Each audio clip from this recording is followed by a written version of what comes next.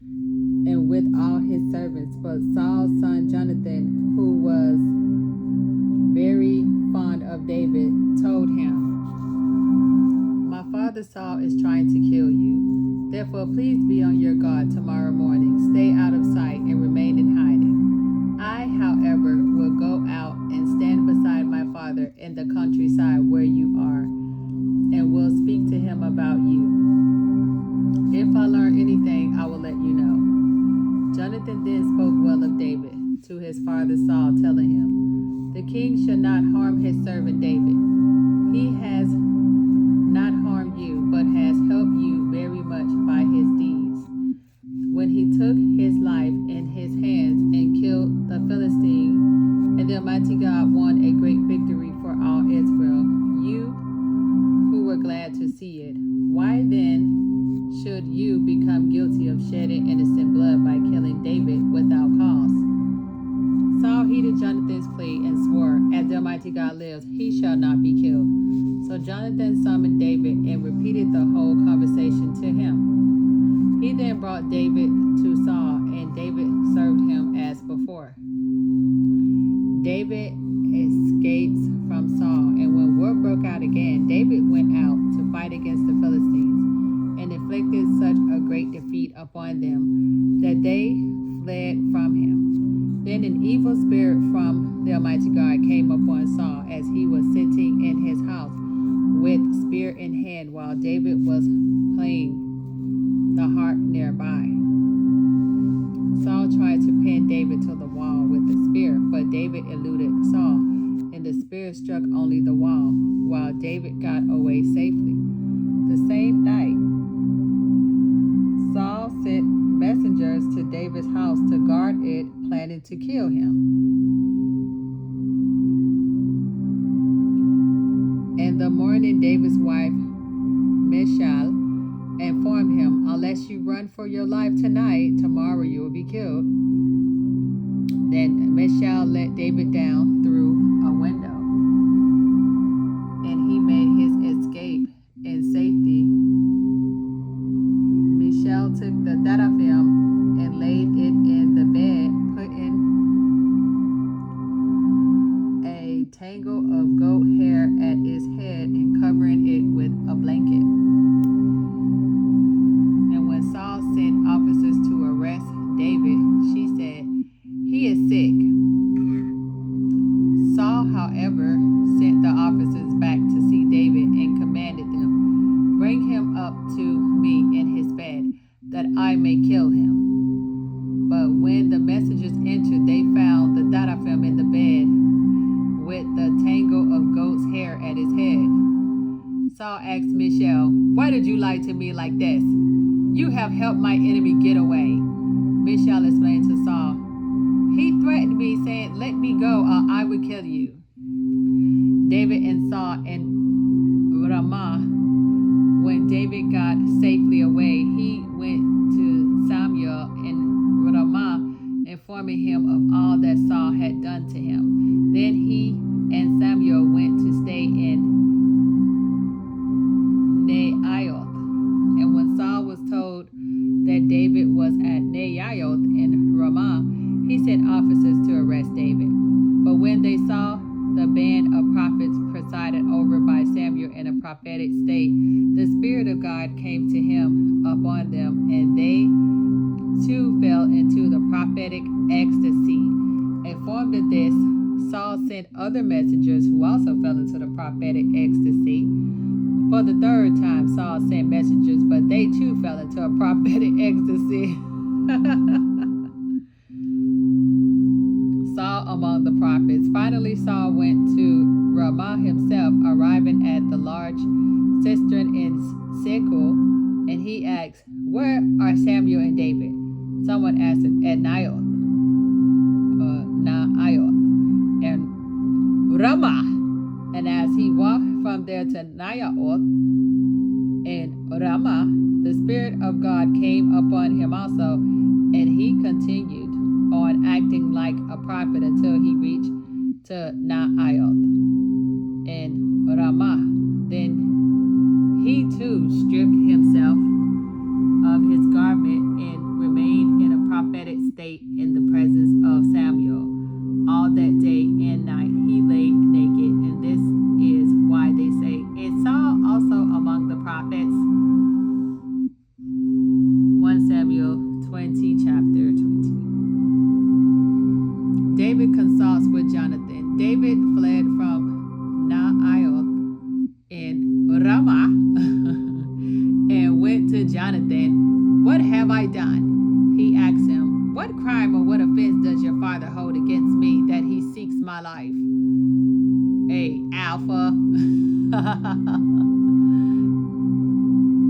Jonathan answered him, Heaven forbid that you should die. My father does nothing great or small without telling me. Why then should my father conceal this from me? It cannot be true. But David replied, Your father is well aware that I am favored with your friendship. So he has decided. Jonathan must know about this, or he will be grieved. Nevertheless, as the Almighty God lives and as you live, there is only a step between me and death. Jonathan then said to David, I will do whatever you say. David answered, Tomorrow is a new moon, and when I should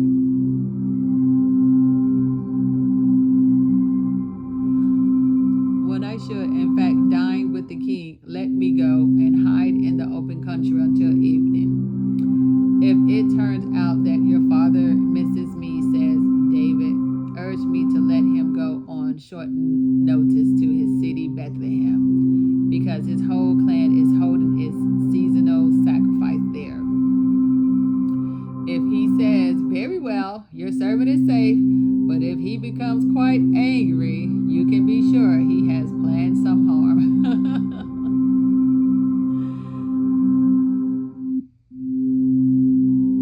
Do this kindness for your servant because of the Almighty God's covenant into which you brought us. If I am guilty, kill me yourself. Why should you give me up to your father? But Jonathan answered, Not I. If ever I find out that my father is determined to harm you, I will certainly let you know. David then asked Jonathan, And who will tell me if your father gives you a harsh answer? Mutual agreement. So Jonathan replied to David, Come, let us go out into the field. When they were out in the open country together, Jonathan said to David, As the Almighty God, the God of Israel lives, I will sound out my father about this time tomorrow, whether he is well disposed towards David or not. I will inform you. Should it please my father to bring any harm upon you, may the Almighty God do thus to Jonathan and more, if I do not inform you of it and send you on your way in peace. May the Almighty God be with you even as he was with your father. Only this, if I am still alive, may you show me the kindness of the Almighty God. But if I die, never cut off your kindness from my house. And when the Almighty God cuts off all the enemies of David from the face of the land, the name of Jonathan must never be cut off from the family of David, or the Almighty God will make you answer for it. And in his love for David, Jonathan renewed his oath to him because he loved him as he loved himself. Jonathan then said to him, Tomorrow is the new moon. You will be missed, since your place will be vacant. On the third day, you will be missed all the more. Go to the spot where you hid on the other occasion and wait near the mound there. On the third day of the month, I will shoot arrows to the side of it, as though aiming at a target, and I will then send my attendant to recover the arrows. If in fact I say to him, Look, the arrow is this side of you, pick it up, come, for you are safe. As the Almighty God lives, there will be nothing to fear. But if I say,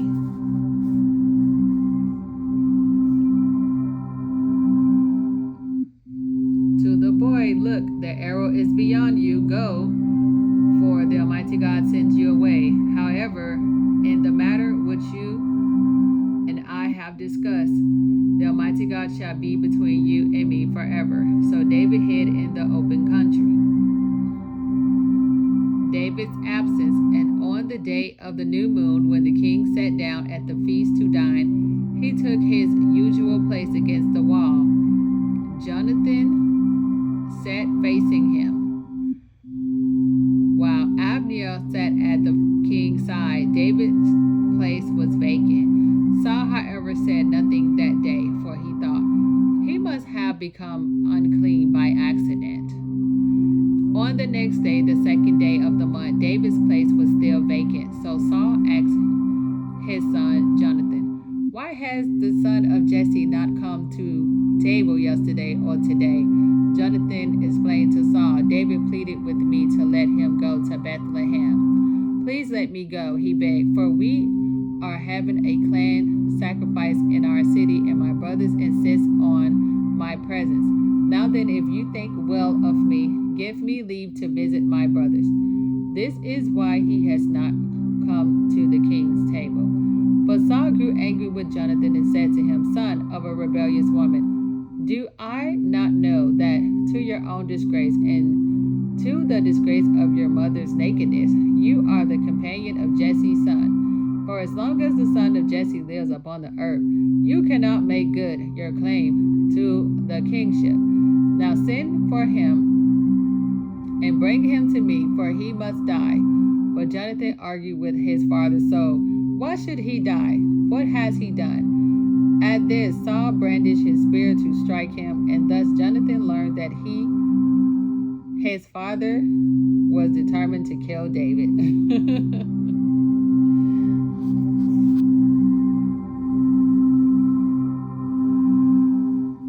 Jonathan sprang up from the table in a rage and ate nothing that second day of the month, because he was grieved on David's account, and because his father had humiliated him. Jonathan's farewell. The next morning, Jonathan, accompanied by a young boy, went out into the field for his appointment with David. There he said to the boy, "Run and find the arrows." As the boy ran, he shot an arrow past him. And when the boy made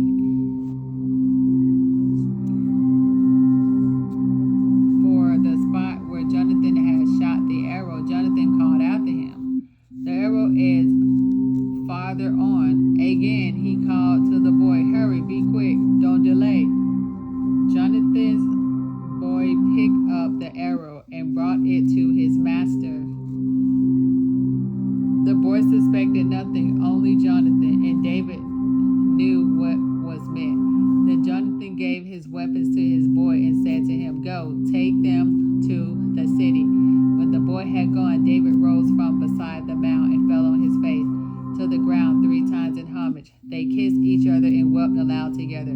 At length Jonathan said to David, "Go in peace, in keeping with what the two of us have sworn by the name of the Almighty God. The Almighty God shall be between you and me, and between your offspring and mine forever."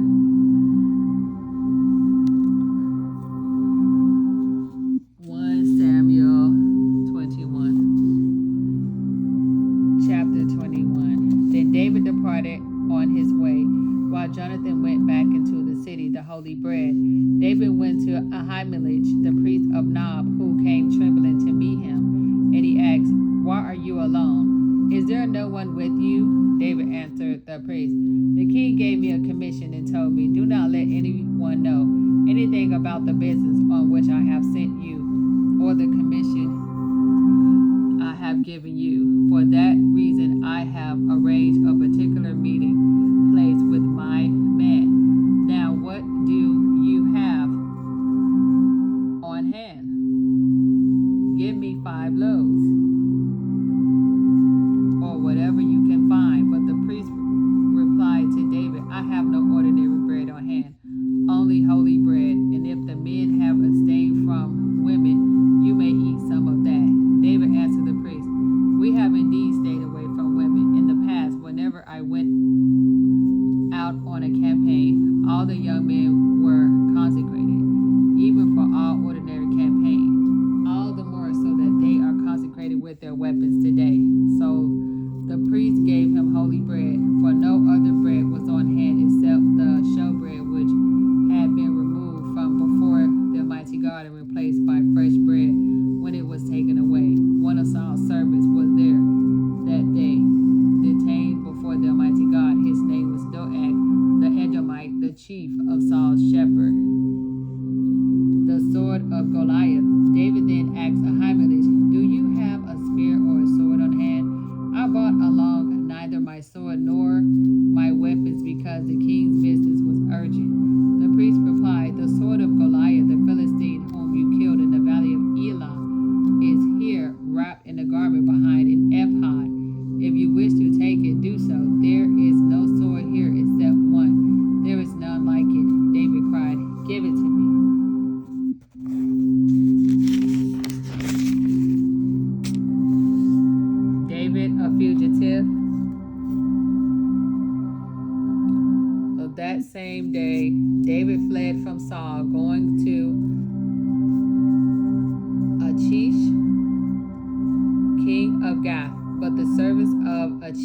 said to him, "Is this not David, the king of the land? Is it not for him that during their dances they sing out?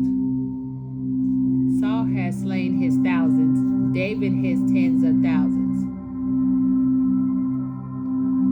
David took note of these remarks and became very much afraid of Achish, king of Gath. So he feigned insanity in front of them and acted like a madman in their custody, drumming on the doors of the gate and drooling on his beard.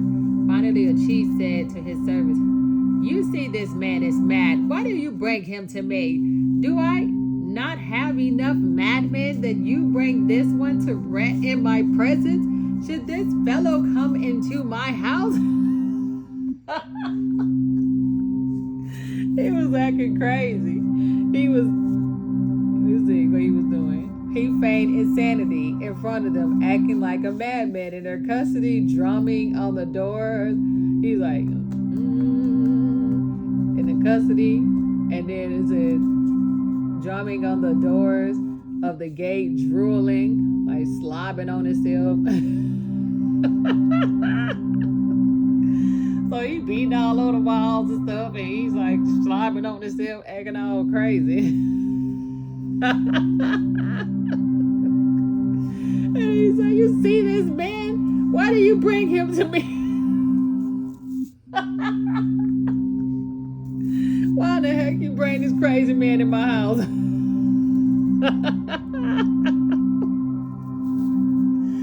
Oh God. So 1 Samuel 22. Chapter 22. David left Gath and escaped to the cave of Adullam.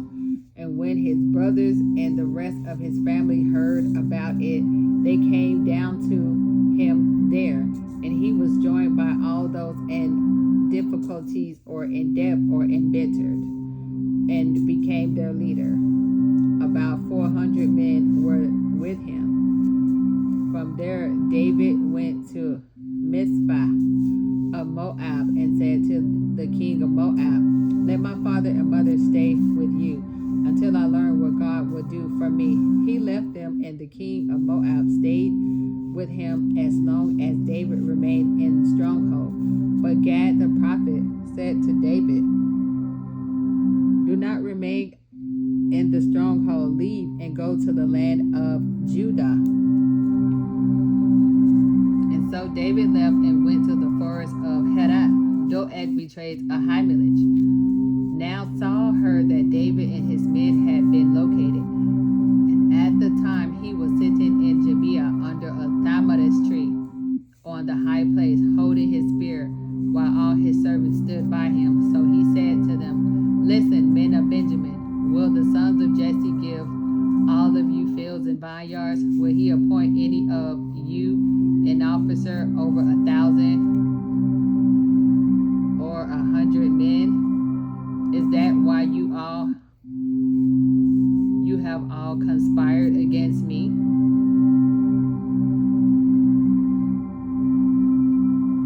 Why no one told me that my son had made a pact with the son of Jesse? None of you has shown compassion for me by revealing to me that my son has incited my servant to ambush me, as is this case. Then Doeg the Edomite, who was standing with Saul's officers, spoke up.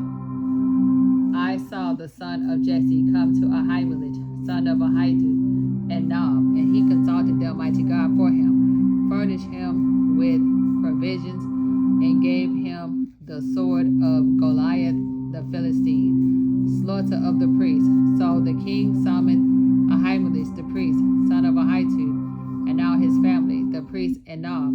They all came to the king. "Listen, son of Ahitub." Saul declared, "Yes, my God." He replied. Saul questioned him, "Why have you conspired against me with the son of Jesse by giving him food and a sword, and by consulting God for him, that he might rise up against me in ambush, as is the case today?" Ahimelech answered the king, "Who among all your servants is as loyal as David, the king's son-in-law, captain of your bodyguard, and honor in your own house? Is this the first time I have consulted God for him? No, indeed. Let not the king accuse his servant or anyone in my family of such a thing. Your servant knows nothing at all, great or small, about the whole matter. But the king said, you shall certainly die, Ahimelech, with all your family. The king then commanded his guards standing by him, turn and kill the priests of the Almighty God, for they gave David a hand. They knew he was a fugitive and yet failed to inform me. But the king's servant refused to raise a hand to strike the priests of the Almighty God. The king therefore commanded Doeg, you turn and kill the priests. So Doeg the Edomite himself turned and killed the priests that day, 85 who wore the linen ephod. Saul also put the priestly city of Nob to the sword, including men and women and children and infants and oxen and donkeys and sheep. Abiathar escaped. One son of Ahimelech, son of Ahitub, named Abiathar,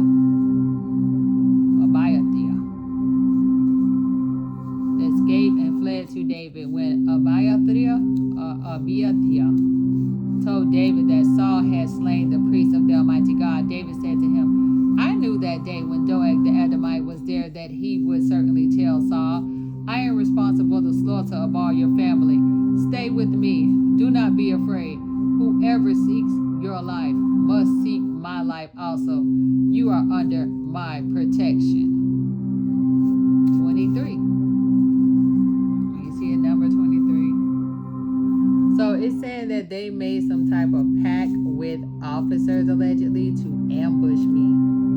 That's why they keep saying, oh, you finished what you started. Don't give up. They made some type of pact. Madmen.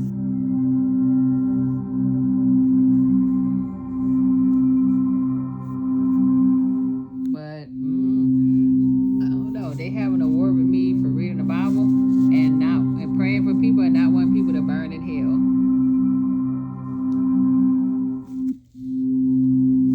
They having a war with God because I can read the Bible. Reading the Bible is now grounds to attack somebody. No, we living in the last days. Yeah. So stay with me. Do not be afraid.